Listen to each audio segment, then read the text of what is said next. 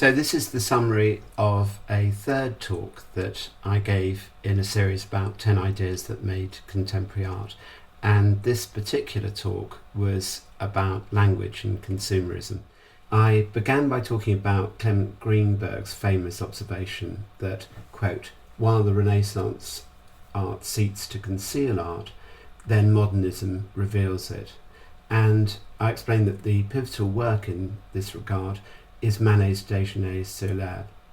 In the painting, the artist draws attention to the way in which he painted the picture through the unfinished quality of the brushwork, and he also emphasises the flatness of the picture plane and the collage-like quality of the images.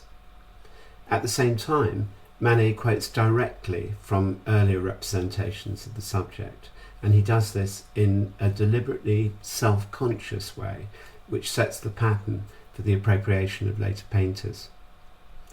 In the half-century that followed Déjeuner sur l'herbe, many artists were similarly open about revealing the materials and the processes that they had used, and among them were the Impressionists such as Monet, and artists who moved from figuration to abstraction, and among these were Miro and Kandinsky. Meanwhile, sculptors such as Brancusi, Epstein, Hepworth and Moore used direct carving to reveal, in quotes, reveal forms that they discovered in the texture of the wood or stone that they were using.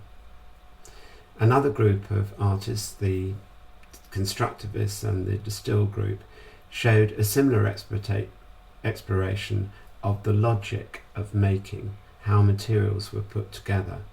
And later sculptors such as David Smith, photographers such as Rodchenko and filmmakers such as Douglas Gordon applied the same investigative approach to industrial materials, still photography and cinema. I then went on to talk about the study of semantics and the relationship between word and meaning, and how this inspired artists to decode visual images.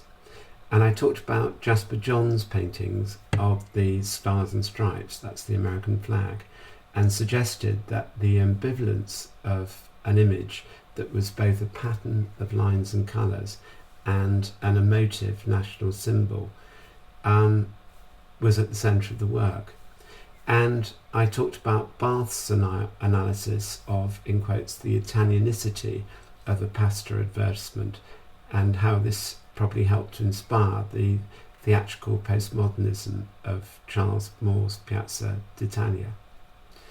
I talked about linguistics' suggestion that meaning is only derived in the context of other meanings, and how this underpinned Marcel Broda's equation of different breeds of cattle with American motor brands.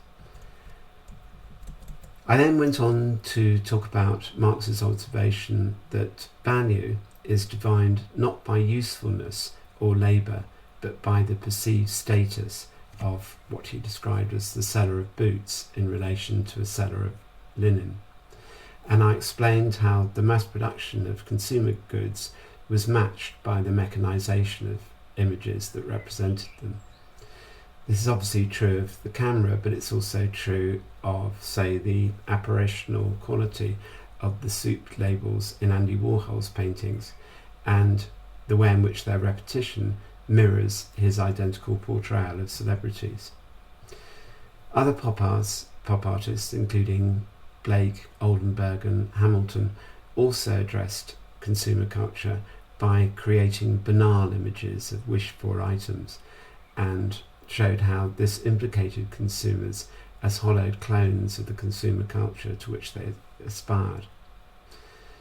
I went on to talk about Guy Debord and his ideas about the society of the spectacle, and how from the late 1960s these educated a pampered generation about the politics of mass advertising. I talked about his influence on artists such as Jenny Holzer and Barbara Kruger, and the way in which they revealed the role of capitalism as a key constituent in determining identity.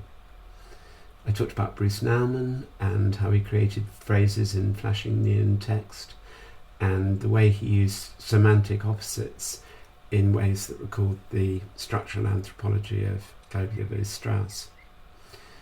I then went on to talk about Jacques Lacan and his influence on Douglas Gordon's use of mirror images to deconstruct Robert De Niro's self-interrogation in his recreation of Taxi Driver. That's Douglas Gordon's recreation of the film Taxi Driver.